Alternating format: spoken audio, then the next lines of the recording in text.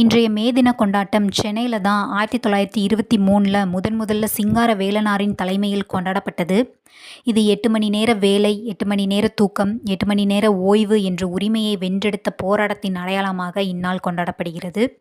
International labour organisation, அதாவது சர்வதேச தொழிலாளர் அமைப்பின் 2026ஆம் ஆண்டின் கருப்பொருள் என்னன்னா, மனநல ஆரோக்கியம் சார்ந்த பணி சூழலை உறுதி செய்தல்.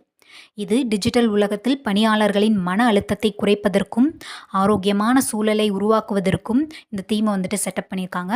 தீம் என்னன்னா, மனநல ஆரோக்கியம் சார்ந்த பணி சூழலை உறுதி செய்தல். அடுத்ததாக தமிழ்நாட்டில் உள்ள உழைப்பாளர் சிலை பற்றி பார்ப்போம். இந்த சிலை சென்னை மெரினா கடற்கரையில் அமைந்துள்ளது.